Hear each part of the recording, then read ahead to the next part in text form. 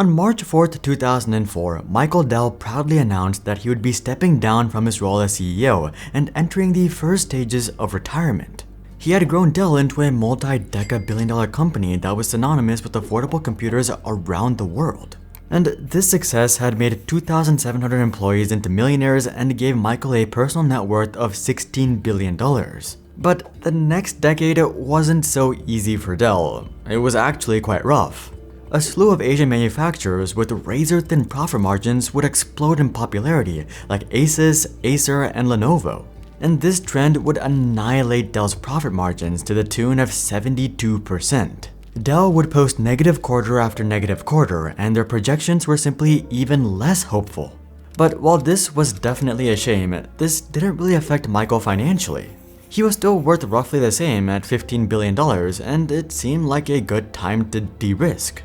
He could simply sell off his stake for a 20 to 30% discount and easily walk away with $10 billion after taxes. But instead, Michael would decide to do the exact opposite. He would go out and borrow $19.4 billion and take the entire company private. This itself was a rather risky move as he was already levered up more than 1-to-1, but this was just the beginning. The first $19.4 billion had simply given him control over the company. Now, he actually needed capital to reinvent the business. So he would go out and borrow another $50 billion, bringing his total debt to $70 billion. Keep in mind, Michael was rich, but he was only $15 billion rich, and now he was $70 billion in debt. That's why this deal made history, becoming the largest technology leverage buyout of all time. And if you haven't yet grasped how risky this was, let me put this another way. The new Dell Corporation only had to fall 22% before creditors could margin call Michael for his entire fortune. And given that profits had already declined 72%, 22% worth of downside protection really wasn't much. But despite all the odds, Michael would go on to pull off the deal of the century. After successfully reinventing the company, Michael would take Dell public again in late 2018. And today, Dell is trading at an all-time high with a market cap of $61 billion. Michael owns roughly 52% of Dell, so this gives him a solid net worth of $32 billion. A pretty strong turnaround for a declining company, but that's not the whole story, because Michael isn't worth $32 billion. No, Michael is actually worth $86.6 billion, making him the 15th richest person in the world, only beaten out by the FANG founders.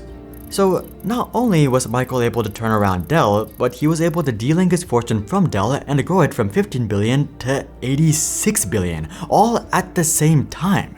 So here's the insane story of how Michael Dell gambled his entire fortune and won.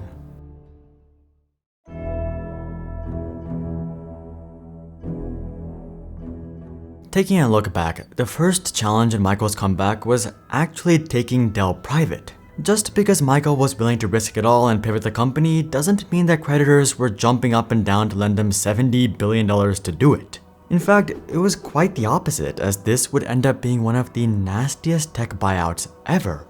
And the only reason that Michael went down this path is because it was truly the only option he had left. You see, while Michael didn't take Dell private till 2013, he had already come out of retirement in 2007. At the time, Dell was rapidly losing market share to HP and the Asian PC makers, and frankly, Michael didn't see all that bright of a future for the consumer PC business. PCs were quickly becoming commoditized and the profits were evaporating from the entire industry, so Michael felt that the best strategy was to focus on software and services as opposed to hardware.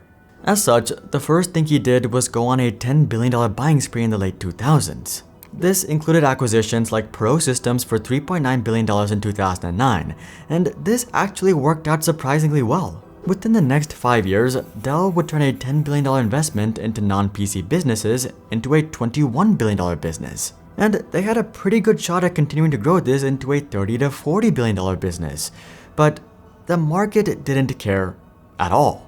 All the media headlines were about Dell's shrinking market share and declining profits, and investor sentiment followed. They felt that instead of trying to revive the PC business or compete in the new world of smartphones, Dell was super distracted, investing large amounts into completely unrelated businesses. And as such, the stock price was in the absolute gutter. What had once been a $40 stock in 2004 was now trading at just $12 in 2012, and investors wanted out. In fact, Dell's second biggest shareholder, Southeastern Asset Management, called up Michael and told him that they would be willing to sell their entire stake for the right price. And this conversation is what started turning the gears for Michael. What if he took Dell private? Naturally, this felt like a forbidden question that was completely outside the realm of reality, because such a large buyout had never been done before. Nonetheless, Michael decided to shoot a shot when he ran into the famous Egan Durbin from Silver Lake Partners 1 month later at a tech conference. You've probably never heard of this guy, but believe me, this guy is a legendary private equity guy behind the scenes. He was early to Skype, Seagate, and Avago Technologies, which is what would eventually become the $500 billion giant that is Broadcom. So, little to say, he had plenty of money. The only question was, would he help Michael take Dell private? Well, the answer was absolutely. It turns out that Egan's investment team had already researched Dell, and he had a pretty good idea of what Michael was about to ask. In fact, Egan would say, quote, "If I were in your position, I would try to take Dell private, and I don't think you need Silver Lake to do it." And his reasoning was quite interesting. He said that if Dell was just not trying to pivot to enterprise, he wouldn't back the move. But the way he saw it, Dell was already an enterprise company and the market just hadn't realized it yet, so he was more than happy to back the move with $20 billion. But if it was easy to convince the investor, what was so hard about going private? Well, that would have to do with a man named Carl Icahn.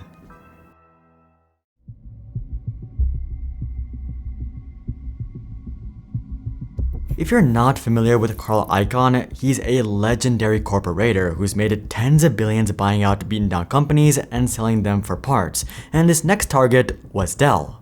Truth be told, Icahn was by no means a tech guy, and he had little clue as to what was going on at Dell, but as a seasoned corporator, he was absolutely certain about one thing. If someone was willing to put in $20 billion and eventually $70 billion into a declining $25 billion business, something was up. In fact, after reading about the deal on the newspaper, he immediately purchased a $1 billion stake in Dell, and he launched his own takeover bid for the company. And do you remember Southeastern Asset Management, Dell's second largest shareholder that was willing to sell for the right price?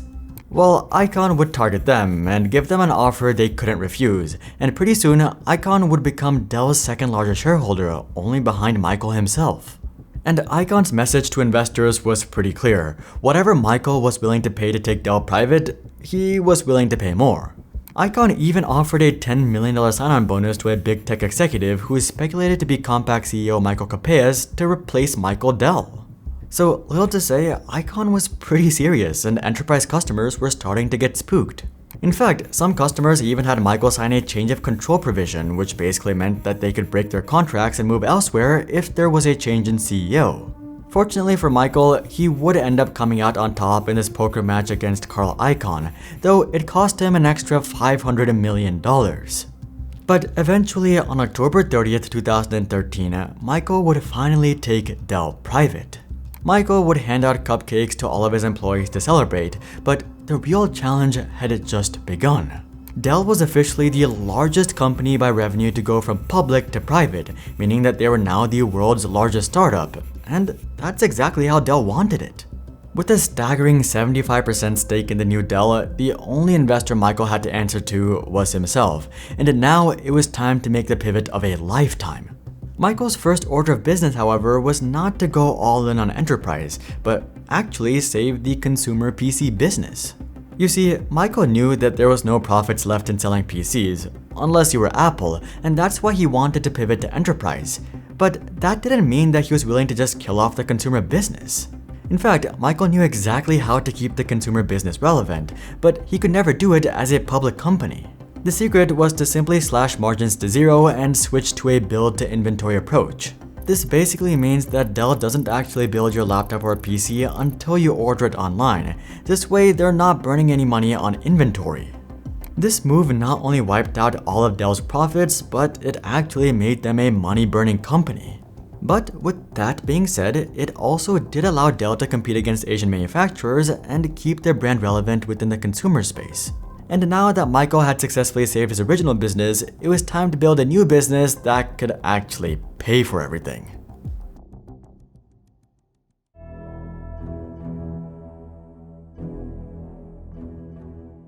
Dell's internal enterprise offerings were quickly growing in popularity, but Michael knew that if he truly wanted to move the needle at a company that was as big as Dell, he needed an acquisition. Naturally, this would lead to acquisitions in the $5 to $10 billion range with the goal to 4 or 5x the acquired business. But let's just say that Michael was of the mindset of go big or go home, and he would go big. He would scope out a massive enterprise business named EMC. Business was going quite well for EMC, but they were facing massive pressure from investors to spin off one of their most successful subsidiaries, VMware. This way, investors would be able to invest in the high-growth VMware without having to invest in the rest of EMC.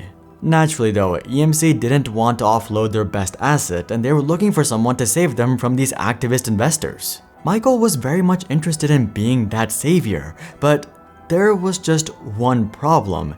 EMC was way bigger than Dell. Normally, if these companies wanted to unite, it would be EMC that would buy Dell, but in this situation, that wouldn't help EMC at all. If EMC bought Dell, EMC would still have all of their investors who were pushing for the VMware spinoff.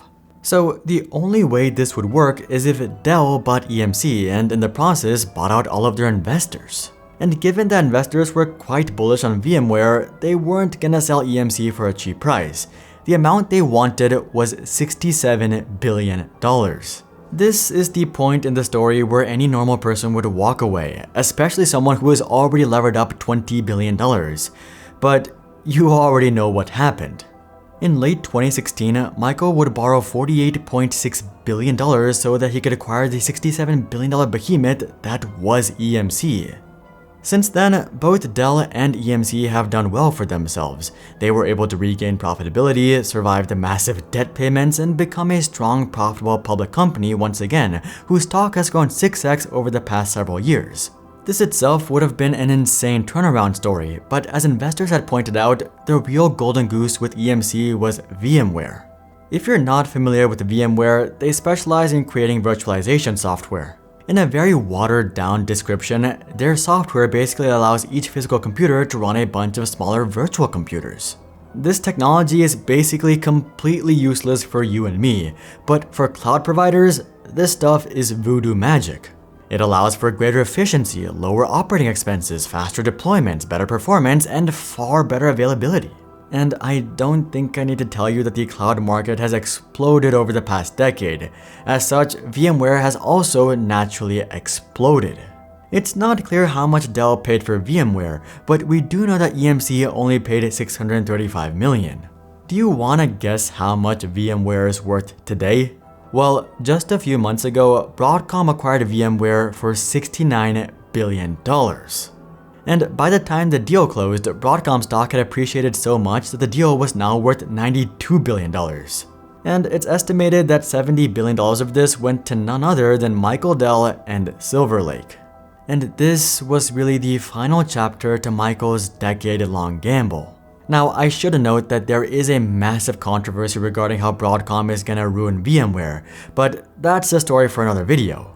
From Michael's perspective, he couldn't have played this any better. He saved his consumer business, he established a giant enterprise business, and he netted an extra $70 billion for himself and his creditors. And today, Michael stands at $86.6 billion and is on track to cross $100 billion, something that's primarily only been accomplished by his tech peers who founded companies 20 to 30 times the size of Dell. And the only reason that's possible is because Michael Dell gambled his entire fortune and won. Would you have the guts to make such a bet, or would you have walked away with the $10 billion you already had? Comment that down below. Someone else who has risen to insane heights behind the scenes is Broadcom. Check out this video to learn more, but until then, I'm Hari, and I'll see you guys on the next one.